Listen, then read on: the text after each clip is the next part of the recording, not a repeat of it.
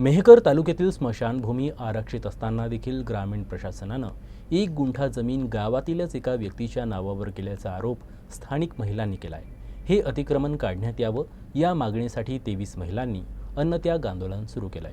बौद्ध समाजाची स्मशानभूमी 1 हेक्टर आहे, परंतु या 1 हेक्टरमध्ये श्याम माधवराव जाधव यांची नोंद सरपंच यांनी करून दिलेली आहे।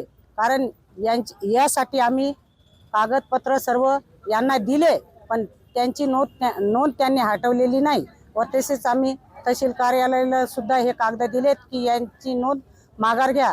तरी पण ते म्हणतात की याची नोंद आम्ही माघार घेणारच नाही। कारण आमची मागणी अशी आहे की यांची नोंद त्या जागेवरून हटली पाहिजे आणि आम्ही तार कुंपण आणि झेंडा जो लावलेला आहे हा झेंडा आमचा काढण्यात येऊ नये। ही जागा आमची आम्हालाच पाहिजे, ही माझी मागणी आहे। आमच्या ताब्यात 20 वर्षापासून 2.5 एकर जमीन आमच्या ताब्यात आहे। त्याच्यात आमची स्मशानभूमी आहे आणि एका बाजूने आम्ही त्याच्यात निळा झेंडा लावलेला आहे आणि एका बाजूने आम्ही चौकून त्याला तार कुंपाऊंड केलं।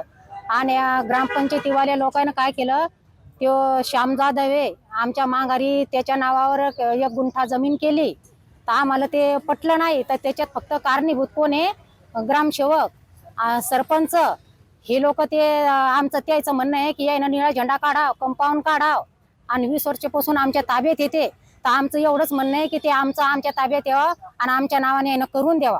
आमची एवढीच मागणी आहे फक्त, बाकी काही पाहिजेत नाही आम्हाला।